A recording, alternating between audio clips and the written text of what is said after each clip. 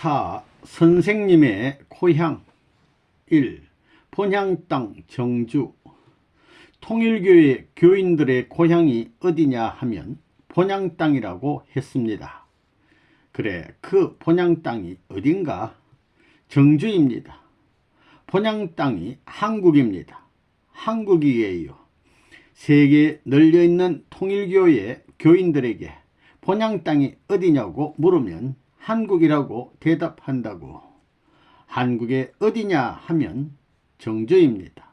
아니야, 정주라는 말을 못하고 눈을 껌뻑껌뻑해요. 웃음. 정주라는 걸 잘 몰라요. 여러분들은 여기 가까운 데 있으니까 정주라고 하지만 여기 한국에 사는 패들한테 본향 땅이 어디냐 물어보면 전라도 패나 경상도 패들 어딘가? 내가 뭐라고 그랬나? 정주가 어디예요? 북한 땅입니다. 전라남도에 정주가 있어요. 전라북도에 정주가 있어요. 전라북도입니다. 전라북도에 정주가 있는데 그 정주예요? 아닙니다. 그건 우물정자 정주이고 이북에 있는 정주는 무슨 정자냐 하면 정할정자 정주입니다. 이름이 우물정자 정주가 좋아요. 정할정자 정주가 좋아요. 정할정자. 본래부터 그 뜻으로 보면 정할정자 정주, 정한고을이다. 누가 정했을까? 하나님이요. 누군지는 모르지만 우리 조상들이 정했다고요. 우리 조상들이 정할 때 아마 계시 같은 것을 받고 정했을지도 모릅니다. 선생님이 태어나 살았던 정주군 덕엄면 상살이라는 곳은 이남부락으로 소문이 났었어요. 이남부락. 그렇게 유명했다고요. 정주 땅에 가서 이남부락이 어디요 하면 상살이라고 대답하는 것입니다. 그렇기 때문에 공산주의를 나도 싫어하지만 우리 고향 사람들도 공산주의를 제일 싫어했습니다. 이남부락으로 소문이 났었다고요. 이남부락으로. 그러니 그 부락에 가서는 이론 것이 없어요. 그래서 할 수 없이 38선을 넘은 거예요. 이남부락의 대표적인 곳이 남한 땅이기 때문에 여기 남한 땅에 와서 해방의 준비를 하지 않으면 안 되겠기 때문에 38선을 넘어온 것입니다. 어머니, 아버지, 고향에 우리 어머니가 날 참 사랑했습니다. 모든 어머니가 자식을 사랑하겠지만 특별히 우리 어머님은 나를 사랑했어요. 그걸 한참 얘기하면 눈물 나는 장면이 많아요. 그렇게 날 사랑했는데 그 고향에 계신 어머니도 안 만나보고 왜 이남으로 내려왔느냐? 그게 문제입니다. 어머니, 아버지를 모시고 내려오지 왜 혼자 이남에 내려왔느냐? 어머니, 아버지는 언제나 나에게 속한 사람들입니다. 나에게 속한 사람들이에요. 안 그래요? 어머니, 아버지는 딴 데 속한 사람이 아니라는 것입니다. 내가 어려울 때나 좋을 때나 혹은 고통스러울 때나 어느 때를 막론하고 언제나 그 어머님을 찾아가 만날 수 있고 모실 수 있습니다. 그러나 남한 땅은 달라요. 남한 땅이라는 것은 언제나 만날 수 있는 것이 아닙니다. 그것은 남입니다. 일족과 달라요. 그렇기 때문에 이 나라를 구하기 위해서 남한을 구하기 위해서는 가족을 데리고 와서는 안 됩니다. 그런 의미에서 남한 땅에 와가지고 뭘 하려고 했느냐? 뭘 하려고 했을까? 남한을 하나 만들고 북한 땅에서 공산주의를 추방해버리고 대한민국을 자유스러운 곳으로 만들어야 합니다. 선생님이 태어난 곳이 섭리로 말하면 여러분의 본향입니다. 성스러운 곳이요 본향이라는 것입니다. 희망을 가지고 그곳을 찾아가서 하나님 앞에 감사할 수 있는 한 날을 갖지 않고는 나라를 살릴 수 없는 것입니다. 그렇게 되어 있습니다. 삼천리의 반도를 찾으려면 반드시 북한 땅에 가서 하늘 앞에 감사할 수 있는 그날을 맞지 않고는 안 됩니다. 그러지 않고는 삼천리 반도를 복귀할 수 없습니다. 다시 말하면 대한민국에 있어서의 가인과 아벨, 즉 북조 이스라엘과 남조 유대로 갈라져 맺힌 국가의 원한을 찾아 하나로 묶어가지고 승리적 이스라엘의 깃발을 통일된 꽃 내에서 하나님 앞에 드리지 않고는 세계 복귀가 불가능하다는 거예요. 천국은 부모를 모시지 않고는 못 갑니다. 기독교가 완전히 하나 되면 부모를 모시는 것입니다. 그래서 이스라엘 성지를 가려고 했던 모든 기독교인들이 선생님의 고향을 찾아온다는 것입니다. 선생님이 태어난 북한 땅이 성지라는 것을 알아야 됩니다. 북한 땅을 가자 할 수 있는 세계의 함성이 동서남북으로 울려 퍼질 때 북한은 후퇴합니다. 안 하면 중공이나 미국, 일본을 통해서 압력을 가할 것입니다. 중공 정부가 아무리 싫다 해도 나를 받아들이지 않고는 30년 앞선 과학기술을 잃어버리는 것입니다. 그 기반을 다 만들어 놓았습니다. 나는 기술과학 기준을 세계적으로 평준화하여 만민을 평등화시키려 합니다. 이스라엘과 중동이 싸우는 것을 세계평화 교수 협의회를 통해 화해시켜 나가고 있습니다. 대사들이 하지 못한 것을 조롱받으며 성사시키고 있습니다. 이 선생님의 고향에 대한 추억과 사랑. 고향은 돌아가고 싶은 곳입니다. 선생님은 죽더라도 외지에서 죽는 것이 아니라 고향에 가서 죽고 싶습니다. 그러면 왜 고향은 가고 싶은 곳이냐?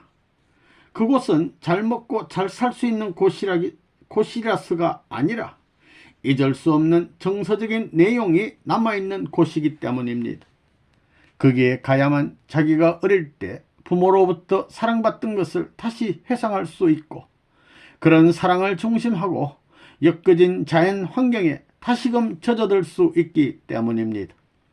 이와 같이 고향은 모든 인연이 처음으로 맺어지는 곳이기 때문에 귀한 것입니다. 선생님은 고향을 중심하고 잊을 수 없는 일이 있습니다. 여러분도 고구마를 먹어보았겠지만 이 고구마는 원래 일본에서 들어온 것입니다.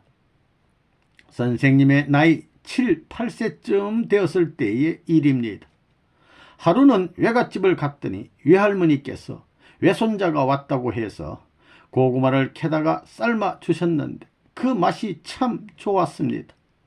흔히 맛있는 음식을 두고 둘이 먹다가 한 사람이 죽어도 모를 정도로 맛있다는 말을 합니다만 아무튼 그 정도로 맛이 있었습니다.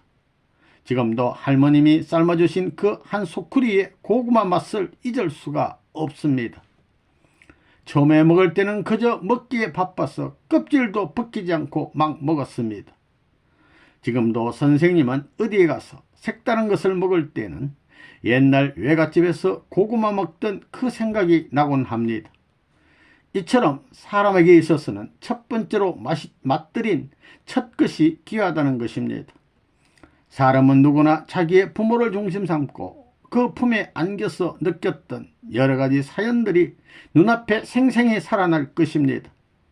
그것은 경험적인 지식을 중심 삼고 그 기억이 되살아나는 것이 아니라 정서적인 관계를 중심 삼고 일어난 일들을 잊을 수 없기 때문에 그 기억이 되살아나는 것입니다. 사람들은 자기의 고향에 가면 옛날의 정서적인 것을 회상하게 됩니다. 그러기에 어디에 가 있더라도 고향의 모든 것이 그리워진다는 것입니다. 그리고 고향에 가면 옛날의 모든 것을 전부 회상하고 환기할 수 있습니다. 거기에는 주체적인 정서적 배경이 있음으로 해서 환경을 정서적으로 수습할 수 있는 인연이 있는 것입니다. 또한 거기에는 나를 중심 삼고 가정 전체, 부락 전체가 관계를 맺고 있기 때문에 그 고향을 잊을 수 없다는 것입니다. 흔히들 말하기를 성공을 하고 고향에 돌아가게 되면 금이 환영한다고 하지 않습니까? 사실 금이 환영한다 해도 거기엔 아무것도 없다는 것입니다. 성공해서 집에 돌아가 봐야 아버지, 어머니와 형님, 누나는 다 세상을 떠났을 것입니다. 그럴지라도 금이 환영해 가지고 자기가 가진 기쁨의 전부를 고향 땅에 심어놓고 싶다는 것입니다. 여기에 있는 선생님도 그렇다는 것입니다. 외지에서 온갖 사연이 많았지만은 그 사연 전부를 귀합해서 조국을 찾아오면 어떻겠습니까? 김포공항이면 벌써 조국 땅인데 서울을 지나 저 시골인 평안북도 정조 땅, 그곳을 찾아가 보고 싶다는 것입니다. 그곳은 산골이요 바닷가이지만 왜 가고 싶으냐? 출발도 거기에서 했으니 그곳에 가서 만나야 된다는 것입니다. 무엇을 중심 삼고 정서적 기준을 중심 삼고 돌아가고 싶다는 것입니다. 산발선 너머로 가게 되면 선생님의 고향이 있습니다. 고향에 가게 되면 볼 것이 참 많습니다. 산발선을 돌고 돌아 천천히 가면서 한 발짝 갈 적마다 구경하고 싶은 것이 많습니다. 몇 발짝 올라가다 떼구르르 내려와서 보고 다시 천천히 돌아보면 고향도 가고 싶습니다. 선생님의 이북 고향에는 잣나무가 심어져 있고 잣을 따 먹으면서 지냈습니다. 그래서 다른 나무에 비해 잣나무를 무척 사랑합니다. 고향의 잣나무 추억이 잣나무를 사랑하게 했고 잣나무를 보게 되면 고향에서의 추억이 살아나 그리움을 자아내게 합니다. 선생님은 현재 북쪽의 고향을 가고 싶어도 가지 못합니다. 그에 비하면 여러분들은 찾아갈 고향이 있으니 얼마나 좋습니까? 여러분들이 고향을 찾아가 고향 복귀를 이루는 것은 통일시대를 여는 것이며 선생님의 고향을 찾아주는 일이기도 하다는 것을 알아야 하겠습니다. 선생님의 고향집에는 20년 묵은 큰 밤나무가 있었습니다. 내가 원숭이 띠가 되어서 그런지 몰라도 나무에 잘 올라다녔습니다. 올라가서 가지가 휘어지면 아래 가지에 걸치고 앉아 막대기로 알밤을 터뜨리는 것이 참 재미있었습니다. 그때의 기억이 지금도 생각나는데 아마 시골에서 자라지 않은 사람은 그런 것을 모를 겁니다. 또 집 앞에는 아카시아 나무 몇 그루가 있었는데 까치는 사철 언제나 소리내어 짖습니다. 사람들이 말하기를 까치는 길조라고 하지 않습니까? 선생님은 어떤 때는 까치 둥지까지 순식간에 올라가곤 했습니다. 까치 둥지의 형태를 가만히 보면 선생님은 올해는 바람이 어느 쪽으로 많이 불겠구나 하는 것을 알 수가 있다는 것입니다. 까치는 바람이 많이 불 수 있는 방향을 알아서 둥지를 털기 때문입니다. 그 참 까치가 둥지 턴 것을 보면 신기합니다. 어느 누가 가르쳐 주었는지 걸작품을 만들어 놓습니다. 그 솜씨가 대단하다는 것입니다. 이제 까치가 둥지를 다 털고 얼마 있으면 알을 낳습니다. 그 알을 보게 되면 파르스름한 줄이 있고 알락달락하면서 참 예쁩니다. 그 크기는 계란의 약 4분의 1 정도가 됩니다. 까치는 자기가 알을 낳기 전에는 사람이 둥지 가까이 가도 짖지를 않습니다. 그러다가 알을 낳고 나서는 야단스럽습니다. 만약 자기 둥지 주위에 누가 다가오면 그때는 동네방네 까치떼가 다 와서 시위하는 것입니다. 선생님은 그런 취미가 있어서 별스런 관찰을 많이 했습니다. 그러니 새들의 생리에 대해서 훤하다는 것입니다. 까치가 알을 많이 낳을 때는 10개 이상까지도 낳습니다. 선생님이 그 까치집을 오르락내리락 하면서 익숙해지자 재밌는 일이 벌어집니다. 내가 암만 왔다 갔다 해도 자기들에게 피해를 안 주니까 그때부터는 내가 쓱 올라가면 그들이 먼저 또 오는구나 생각하고 꽥꽥 하면서 인사를 합니다. 그러면 나도 꽥꽥하고 인사를 했습니다. 그러고는 그 둥지 안을 한번 들여다보고는 내려오곤 했습니다. 어떤 때는 비가 오든지 하면 안 올라가거든요. 그러면 내가 밖에 나가면 어디 있다가 나를 보았는지 꽥꽥하고 지나갑니다. 왜 오늘은 안 올라옵니까? 하고 새들도 사람을 좋아하더라는 것입니다.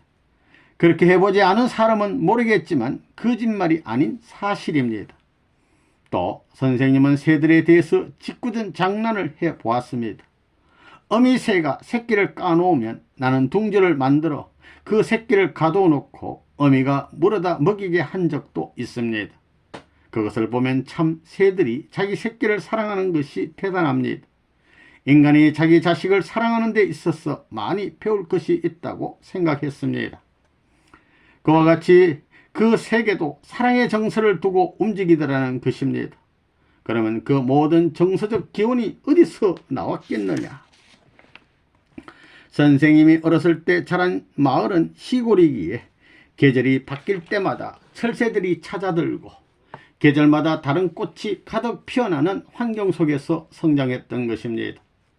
선생님이 어렸을 때는 한국 어디를 가도 계절이 분명했고 계절이 바뀔 때마다 아름다운 자연을 만날 수가 있었습니다. 오늘의 서울은 하루 종일 걸어가도 자연과는 만날 수 없고 모두가 인위적인 자연 경광뿐인 삭막한 도회지가 되어 있어 슬픔을 느끼기도 합니다. 이러한 도회지 속에서 자란 인간은 정서가 부족하고 자연의 신비와 아름다움을 느끼는 기회가 없어 난폭하거나 개인주의 성격을 만들기 쉽다는 것을 알아야 하겠습니다. 자연과의 만남 속에서 많은 것을 배우고 깨닫게 되는 것입니다. 선생님은 자연 속에서 많은 것을 배우고 익힐 수 있었습니다. 그 가운데서도 진실한 사랑이 어떤 것이며 행복이 어떤 것인가에 대해서도 나름대로 깨달았습니다. 학교 교육보다 더 근본적인 것을 배울 수가 있는 것이 자연의 세계였습니다. 계절이 바뀌어 아름다운 새가 날아온 것을 발견하면 그 새를 쫓아다니면서 어떻게 둥지를 털고 어떤 모습으로 살고 있는가를 관찰했습니다. 어떤 때는 새 둥지를 찾는데 일주일이 걸리기도 했고 새가 알을 낳고 새끼를 까는 것을 보기 위해 열흘이 넘게 걸리기도 했습니다. 어미를 닮은 귀엽고 이쁜 새끼를 보고 있으면서 하나님의 신비와 사랑을 깊이 확인하기도 했습니다. 선생님이 태어난 고향 땅, 옛날에 내가 자라던 그 뜰, 내가 놀던 그 동네에서 그것들을 실제 교재로 삼아 교육하고 싶은 것입니다. 알겠어요? 예. 그 산야에서 뛰놀던 그때 그 시절을 여러분이 죽기 전에 직접 선생님을 통해서 설명을 듣게 될 때에 선생님의 역사를 확실히 아는 여러분이 된다는 것을 알아야 됩니다. 여러분은 선생님이 어떻게 자랐는지 모르지요? 예. 3. 우리가 가야 할 정주. 선생님 고향에 가보고 싶어요? 예. 서울서 가려면 우리 집까지 570리예요. 570리. 여기서 어디 가는 것과 같을까? 김천. 여기서 차 타고 달리면 말이에요. 2시간 반이면 가요. 2시간 반. 여러분들이 선생님 생전에 선생님의 고향을 못 찾아놓게 되면 선생님이 저 영계에 가서 면목이 없어요. 우리 어머니 아버지한테 면목이 없다고요. 이제 선생님은 고향을 찾고 어머니 아버지한테 돌아가서 어머니 아버지를 위해 기도도 해주고 다 그래야 된다고요. 알겠어요? 예. 그게 섭리관이에요. 여러분들은 북한에 가야 되겠습니까? 가지 말아야 되겠습니까? 가야 되겠습니다. 빨갱이들이 대한민국에 와서 지하운동을 하는데 여러분들은 어떻게 하겠습니까? 우리도 북한에 가서 하겠습니다. 여러분은 늘 그런 생각을 해야 합니다. 선생님도 그런 이유로 북한에 갔다 왔습니다. 선생님 고향이 이북의 정주인데 여러분들 정주에 가보고 싶지요? 예. 왜 가보고 싶어요? 그곳에 가면 선생님이 할 얘기가 많습니다. 나의 어렸을 때 일화가 많습니다. 그러니 여러분도 한번 가보고 싶을 것입니다. 그곳에 가보지 않으면 영계에 가서 부끄럽게 될 것입니다. 앞으로 통일 사상을 지닌 사람들은 그곳을 회개의 메카와 같이 기독교의 예루살렘같이 생각하게 될 것입니다. 여러분들이 이 나라에 살면서 살아생전에 선생님의 고향에 가보지 못하고 영계에 간다면 얼굴을 들 것 같아요? 영계 가서 선생님의 고향에도 가보지 못하고 도대체 뭘 했느냐고 손가락질을 당한다는 것입니다. 통일은 완수해야 합니다.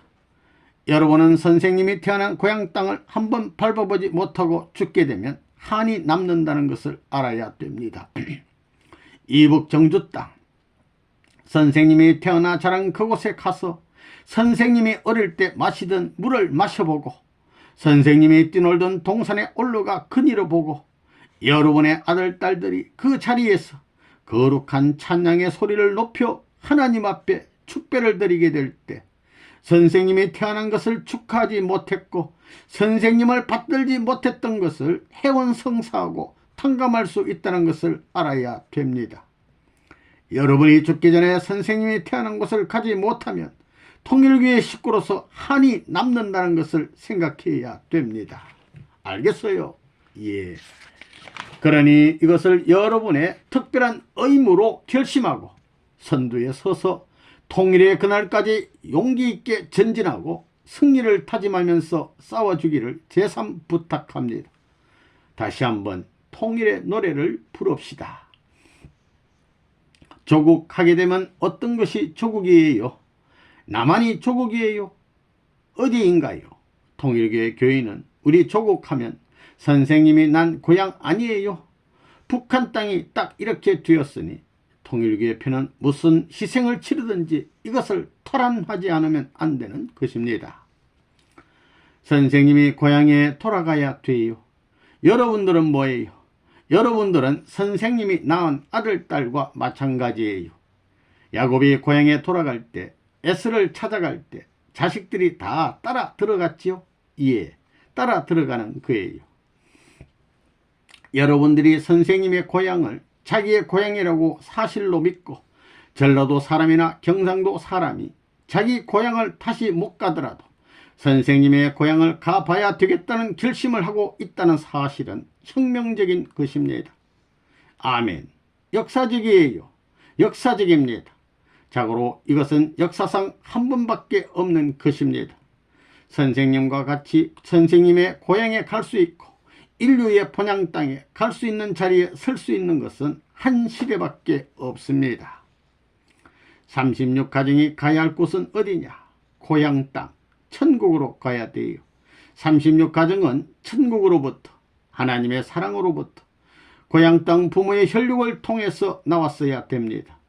그러면 그 사랑이 출발해서 세상에 아무리 흘러가더라도 그건 돌아가는 것입니다. 여러분, 저 알래스카에 가면 연어가 있어요. 연어 알지요? 연어 5가지 종류가 있어요. 분홍빛이 나는 것도 있고 빨간빛 나는 것도 있고 여러 가지 종류가 있습니다. 이 고기를 1년만 있다가 내보내면 한 뼘만한 것을 몇 개월 있다가 내보내면 그것이 단물에서 새끼를 까가지고 바다로 나가는데 4천, 5천 마리가 오대양을 거쳐 오는 것입니다. 그렇게 돌아다니는 거예요. 그렇게 돌아오다가 4년만 되면 새끼를 깔 만큼 되는 거예요. 성숙한 여자 연어와 남자 연어가 되어 새끼를 깔 때가 됐다 하게 되면 어디 가서 참사랑의 대상을 만나느냐? 자기가 태어난 곳을 찾아가서 만나자고 하는 조약이 돼 있어요. 그럼 법도가 있다, 돼 있다 이거예요. 그걸 누가 세웠을까요? 그 연어들이 세웠을까? 이런 문제는 신비로운 문제예요. 선생님 고향에 갈 때는 어떻게 갈래요? 혼자 갈래요? 남편 데리고 갈래요? 같이 가야죠. 아이들은 어떻게 하고? 자식들이랑 같이 가야죠. 가서 어디서 뭐 어떻게 다 먹이겠어요? 한꺼번에 다 몰려들면 사 먹고 와야죠. 내가 우리 동네에는 이제 집도 못 지게 하고 다 그러려고 한다고요. 뭐 장사치들 모여가지고 전부 다 별의별 짓 다 한다는 거예요.